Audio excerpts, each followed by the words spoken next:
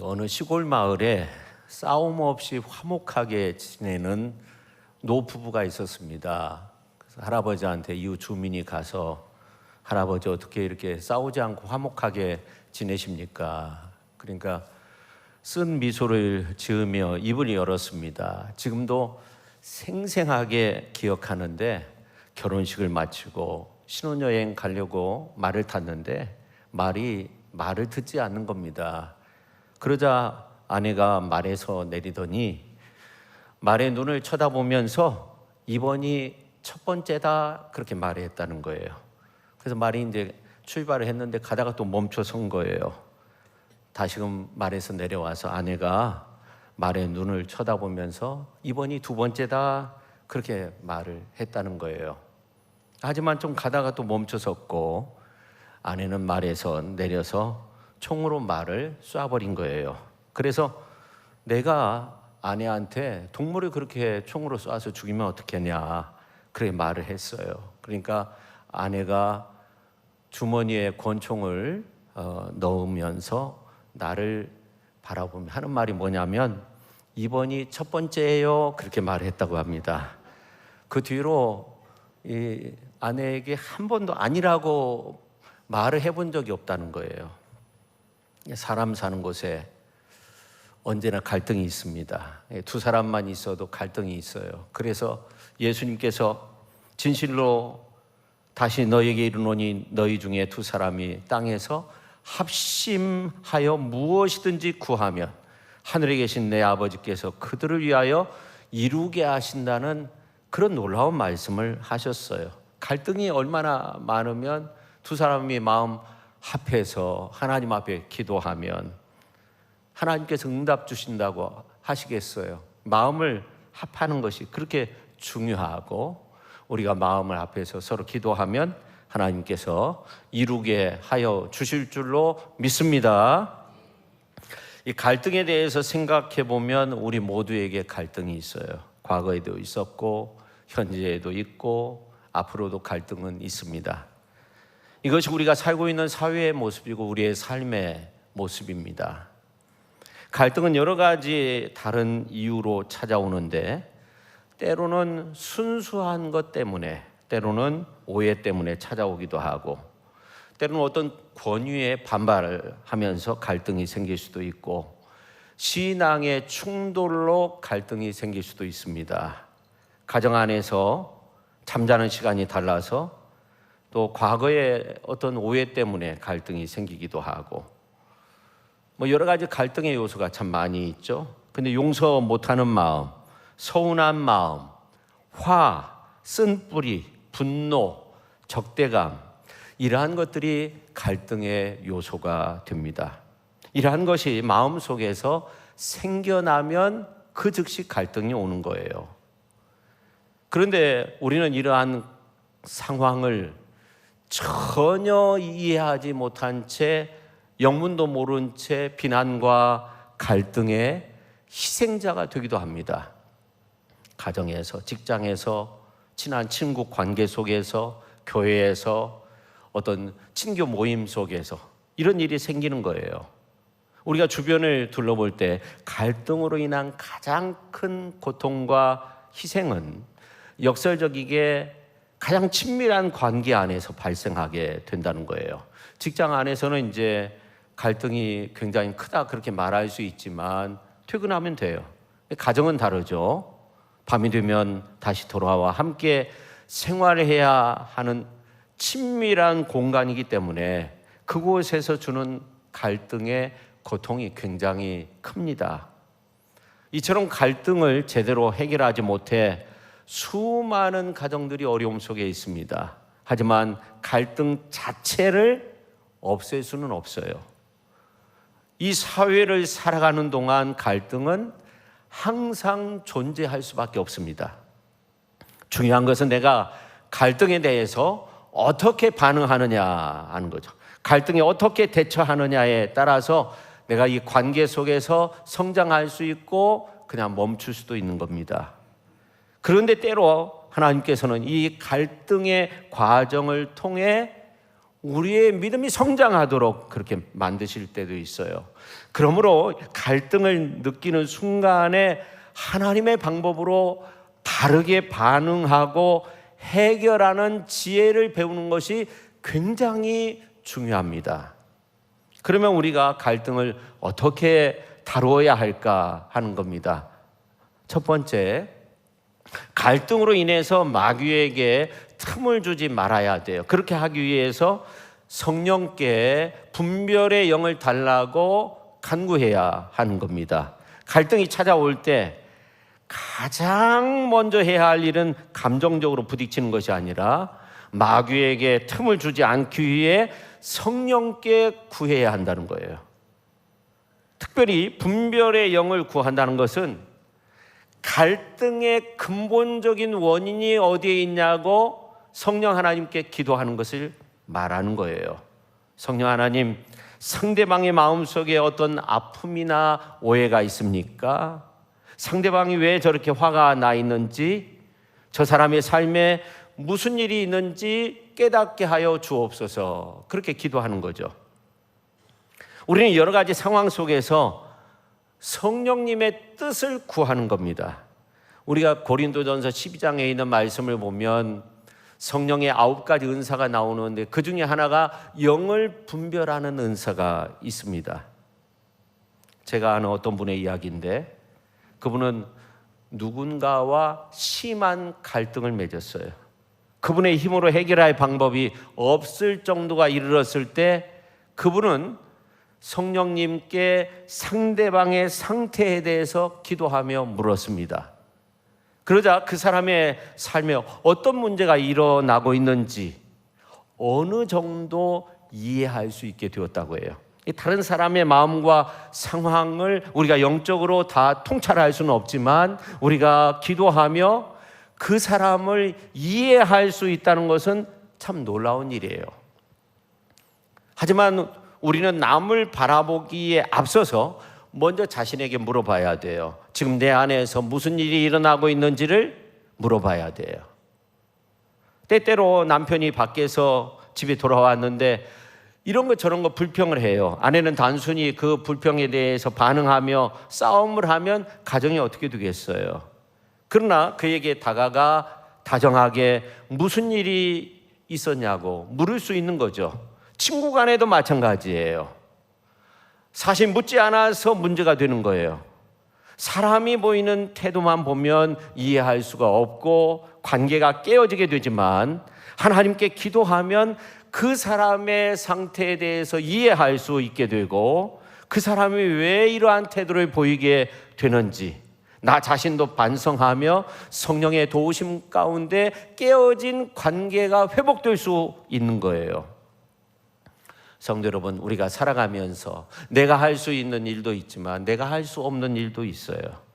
그러나 중요한 것은 깨어진 관계를 회복하기 위해서 성령님께 물어야 된다는 거예요. 우리가 분별의 영을 달라고 기도해야 된다 그런 말씀을 드렸는데 뭔가 이제 분별할 수 있는 영을 얻는다 그런 차원이 아니라 하나님 앞에 그 문제가 어떻게 시작되었는지 깨달아 알 수 있도록 그 문제에 대해서 우리가 기도해야 된다는 거죠.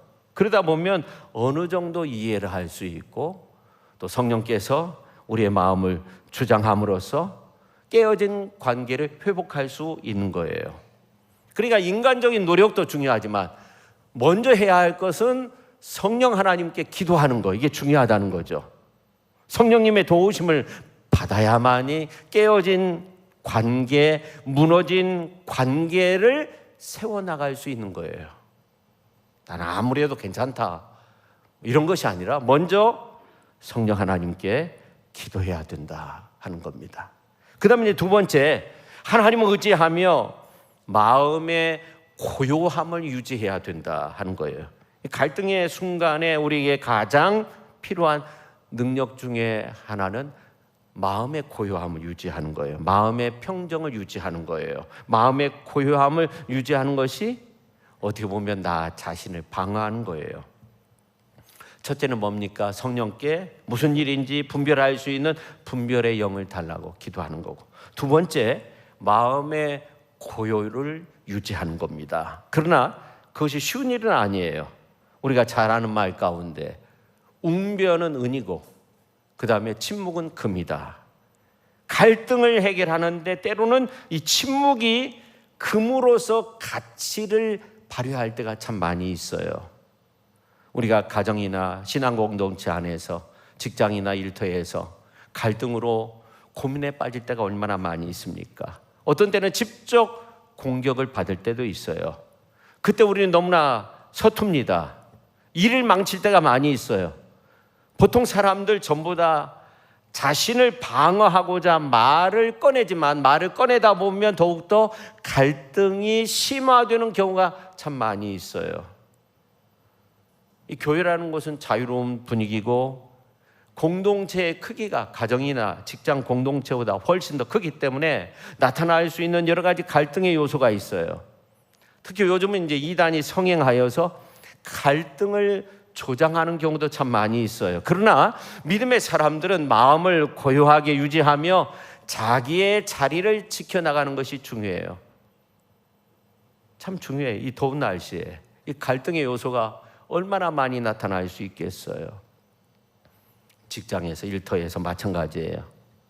그러면서 우리가 조용히 자기의 자리를 지켜가는 거예요.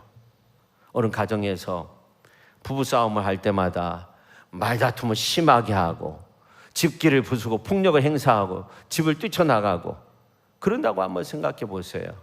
현명한 대처 방법이 아니죠. 뭐 그런 이야기가 있긴 하죠. 일가족이 높은 곳에서 떨어졌는데 다친 사람이 한 사람도 없었다는 거죠. 아빠는 제비족이라 휙 날아갔고 엄마는 날라리라 바닥에 닿지도 않았고 아들은 비행 청소년이라 걱정도 없고 초등학교에 다니는 아이가 있었는데 그 애도 괜찮았다고 해요. 덜 떨어진 아이라 그렇다고 해요. 우리는 종종 여러 가지 방법으로 자신을 방어하고 싶어 해요. 그러나 뭔가 관계가 틀어졌을 때 마음을 고요하게 유지하는 것, 그것이 우리에게 능력입니다. 예수님께서 얼마나 자주 잠잠하라 그런 명령을 하셨습니까?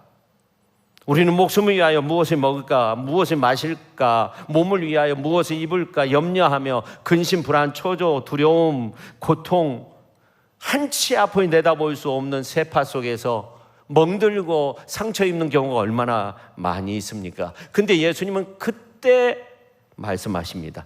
잠잠하라. 파도야, 잠잠하라. 여러분 복음서에 보면 주께서 명령하니까 바람과 파도가 잔잔케 되었다고, 그리고 하나님의 평강이 임하게 되었다고 그렇게 말씀하고 있습니다. 오늘 여러분의 가정을 위해서 여러분이 가지고 있는 이 갈등 구조를 향해서 예수님의 이름으로 강력히 명령하십시오. 잠잠하라. 예수님이 배 고물에 잠을 청하고 계실 때 제자들은 난리가 났어요. 파도가 몰아치니까 제자들이 예수님을 깨우면서 우리가 죽게 된 것을 왜 안 돌아보십니까? 말하였을 때 예수님은 일어나 믿음이 적은 자라 하면서 왜 의심하느냐 책망하면서 바람과 파도를 향해 꾸짖었어요. 잠잠케 하셨습니다. 믿음이 없는 자들아 왜 의심하느냐, 이 말씀은 더 이상 불안해하지 말고 초조해하지 말고 급하게 반응하지 말고 주님께 맡기라는 거예요. 주 예수님의 이름으로 조용히 기도하며 잠잠하라 명령하라는 거예요. 그것이 갈등에 대한 강력한 반응이 된다는 겁니다. 주님은 말씀하십니다. 갈등의 놀이 일어날 때 잠잠하라, 두려워하지 말라. 그리고 주님은 말씀하십니다. 예수님의 이름으로 그 갈등의 요소를 향해서 명령하라 하는 거예요. 상대방이 정말 흥분해 있을 때 내뱉는 나의 방언은 허공에 대고 소리치는 것과 같은 겁니다. 내 입술에 파수꾼을 세우고 마음의 고요함을 유지하는 이 침묵이야말로 갈등을 멈추게 하는 강력한 영적인 무기가 되는 겁니다. 여러분이 공격하는 사람은 여러분의 방어에 귀를 기울이지 않습니다. 당신은 허공에 대고 말을 하는 거예요. 대부분 자신의 일을 정말 잘하는 사람은 다른 사람을 비난하지 않는다고 해요. 근데 자신의 일이 뭔가 잘못되었을 때 그것을 해소하려고 하다가 나중에 가서 잘못되어 자신이 상처를 입는 경우가 많이 있다는 거예요. 그게 상사가 되든 아랫사람이 되었든 가까운 사람이든 먼 사람이든 자기 자신에게도 상처가 된다는 거예요. 누군가가 여러분에 대한 생각을 정해 놓았다면 방어할 필요가 없어요. 방어하기 좋은 때가 되면 그때 할 수도 있는 거예요. 상대방이 조용히 여러분의 말에 귀를 기울일 때 그때 말하면 돼요. 그러나 여러분은 내리누리려 할 때 좋지 않은 거예요. 상대방이 때때로 이유도 모른 채 공격할 수도 있어요. 그때 우리는 하나님께 기도해야 되죠. 성령님께 우리의 마음을 주장해 달라고. 그래서 시편 기자는 이런 놀라운 고백을 한 적이 있어요. 시편 141편 3절에 보면 여호와여 내 입에 파수꾼을 세우시고 내 입술의 문을 지켜달라고. 참 놀라운 고백이에요. 그뿐만 아니라 시편 62편에 있는 말씀을 보면 나의 영혼이 잠잠히 하나님만 바라며 나의 구원이 그에게서 나온다는 거예요. 또 5절에 있는 말씀을 보면 나의 영혼아 잠잠히 하나님만 바라라. 무릇 나의 소망이 그로부터 나온다고 그런 고백을 했는데 이러한 말씀은 전부 다 다윗의 고백이에요. 이 다윗은 그 시편에 있는 말씀을 보면 표제어가 나오잖아요. 맨 처음에 그 표제어만 보아도 얼마나 많은 사람들과 갈등의 관계를 맺었는지 몰라요. 아내, 자식, 장인, 신하, 형들, 아버지, 백성들 수많은 갈등을 겪었던 자로서 놀라운 신앙의 고백을 해요. 나의 구원이, 나의 소망이 그에게서 난다는 거예요. 그러면서 여호와여 내 입에 파수꾼을 세우시고 내 입술의 문을 지켜달라고 그렇게 말하고 있는 거예요. 우리가 잠잠히 있으면서 주님께 내 입술을 주장해 달라고 그렇게 간구한 적이 있습니까? 어떤 갈등의 요소가 있을 때 내가 말하기 전에 조용히 우리가 우리 자신을 생각하며 우리 자신을 향해서 그렇게 말할 수 있어야 하는 거죠. 내 입에 파수꾼을 세우시고 내 입술의 문을 지켜달라고. 갈등이 있으면 소리를 지거나 펄쩍 뛰거나 싸움을 해서 스스로를 방어하는 것이 바람직하지 않습니다. 왜냐하면 상대방은 이미 우리의 말을 듣지 않아요. 그런 방법은 소용이 없어요. 우리는 우리 자신에 대해 속이려고 할 때가 있어요. 나와는 다른 내가 내 안에서 꿈틀거리고 있어요. 평상시와는 다르게 분노하고 한번 내가 봐주어야 되지 그런 생각들이 있어요. 그러나 그때 우리는 예수의 사랑으로 이해하고 넘어가야 합니다. 여러분이 대선에 출마했다고 한번 생각해 보십시오. 여론에서 마이크를 대고 여러분의 말 실수를 담아내려고 혈안이 되어 있고 이상한 루머를 말하기도 하고 또 상대방에 대해서 평가를 하도록 하죠. 그러나 그때를 잘 넘겨야 되는 겁니다. 여러분이 2030년도에 3월에 치러질 대선에 출사표를 던졌다고 한번 생각해 보십시오.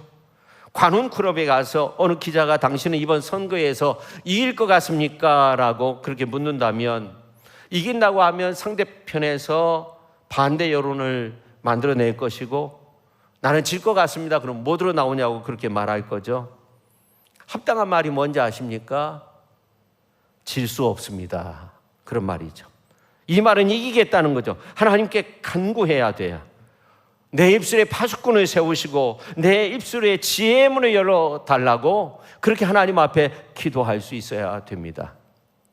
오늘 에베소서에 있는 말씀을 보면 30절에 하나님의 성령을 근심하게 하지 말라 하면서 31절에 있는 말씀을 보면 너희는 모든 악독과 노함과 분냄과 떠드는 것과 비방하는 것을 모든 악의와 함께 버리고 그 다음에 소중한 말씀이 나오죠. 서로 친절하게 하며 불쌍히 여기며 서로 용서하기를 하나님의 그리스도 안에서 너희를 용서하심과 같이 하라. 아주 적극적으로 권면하고 있어요. 여러분, 우리가 어떤 갈등 관계가 있을 수 있어요. 갈등이 없이 살아갈 수 있는 것은 아니에요. 갈등 관계에 있을 때 하나님께서 싫어하시는 것이 있고 하나님께서 기뻐하시는 것이 있어요. 하나님께서 싫어하시는 것은 오늘 31절에 기록이 되어져 있죠. 여기에 보면 뭐라고 말씀하고 있어요? 모든 악독, 또 노함, 분냄, 떠드는 거, 비방하는 거, 모든 악이 이러한 것들을 버려야 된다는 거예요. 그러면 하나님께서 기뻐하시는 말, 기뻐하시는 삶의 언어, 이러한 것이 뭐예요? 32절에 나옵니다. 뭡니까? 친절의 말, 불쌍히 여기는 말, 용서의 말. 여러분, 이런 아름다운 언어로 세상을 변화시킬 수 있는 귀한 성도의 삶을 살아가실 수 있기를 예수님의 이름으로 축원합니다. 자, 그 다음에 세 번째, 갈등이 하나님께로부터 온 것처럼 생각해야 된다는 거예요. 우리가 힘들지만 이렇게 생각하는 것도 중요해요. 갈등이 하나님으로부터 온 것처럼 바라보는 거예요. 내 삶에 일어나는 갈등은 하나님께로부터 왔다는 말이 이상하게 들릴 수 있지만 하나님께로부터 왔다는 말이 아니라 하나님께로부터 온 것처럼 바라보라 하는 거예요. 여러분의 삶에 갈등의 순간이 왔다고 한번 생각해 보십시오. 여러분이 삶 속에서 겪고 있는 갈등은 상황이 매우 어렵고 이 갈등의 순간엔 삶을 압도하는 듯한 그 무거움이 삶의 무게가 굉장히 나를 괴롭게 하는 거예요.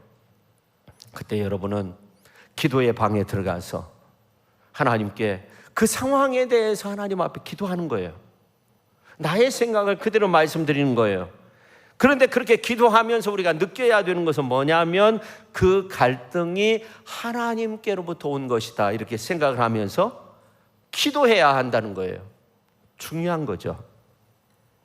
성도 여러분, 나에게 온 이 고통이 하나님께로부터 온 것으로 알고 이웃을 보면 그때부터 왜 사람들이 이렇게 혼잡하고 비평적인가, 이런 것들을 바라볼 수 있어요.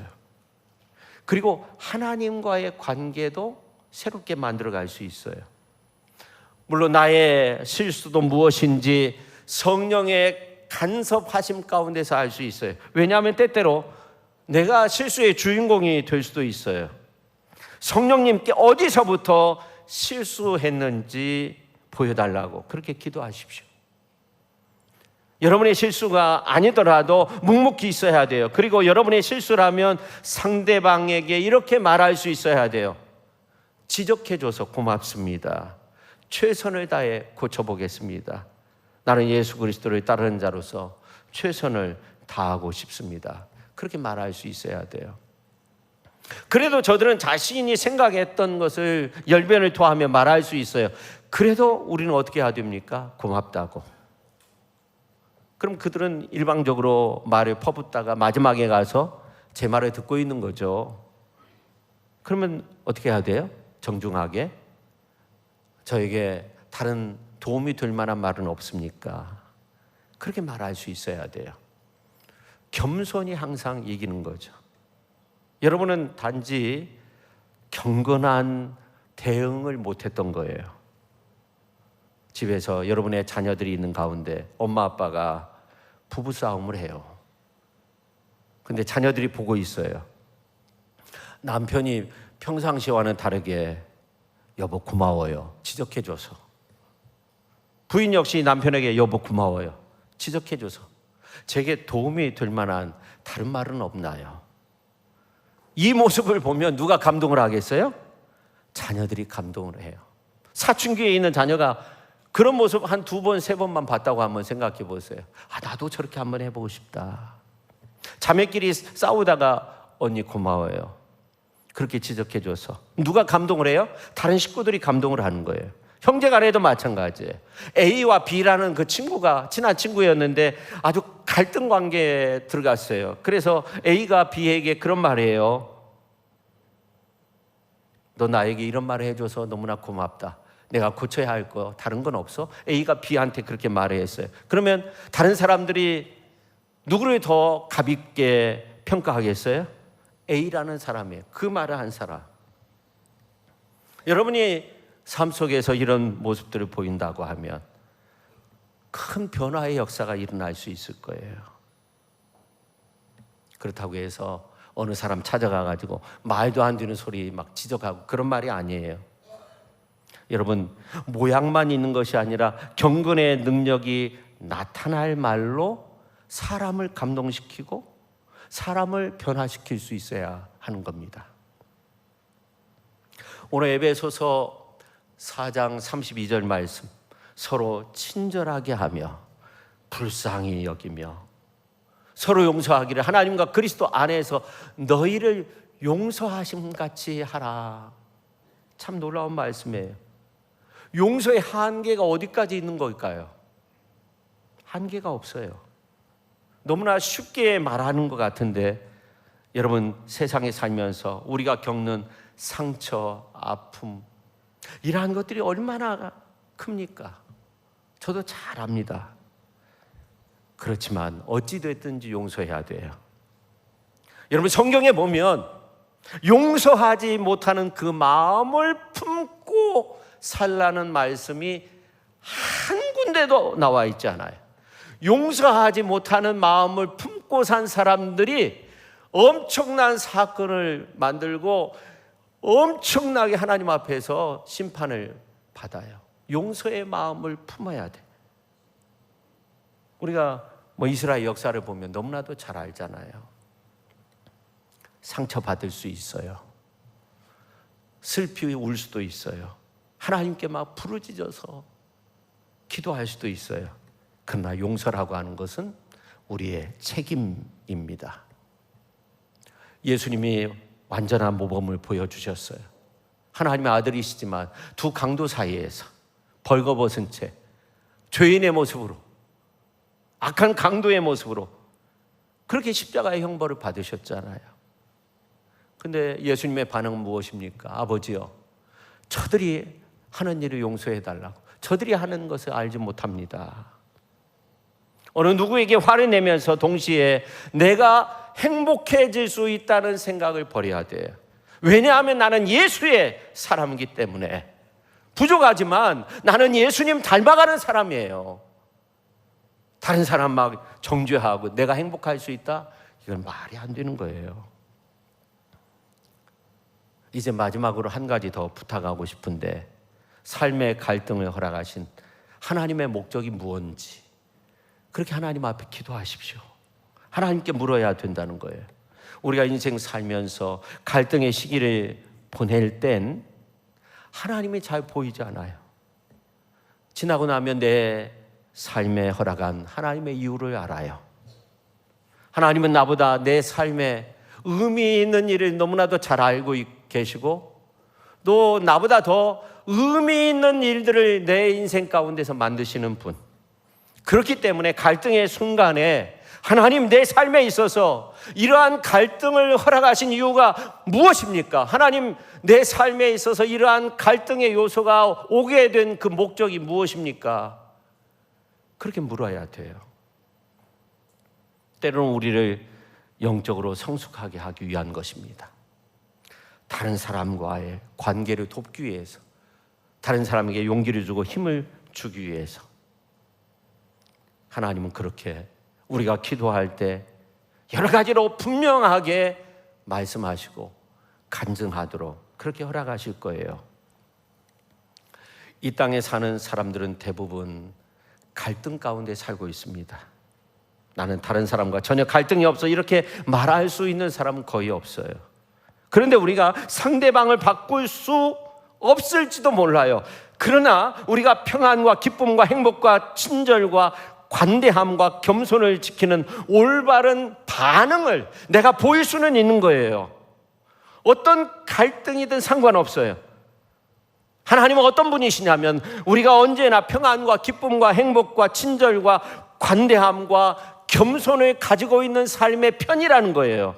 그 편에 서실 것입니다. 하나님은 그런 분이에요. 요즘 젊은 세대들은 과거에 겪을 필요가 없는 많은 갈등을 겪고 있다고 합니다.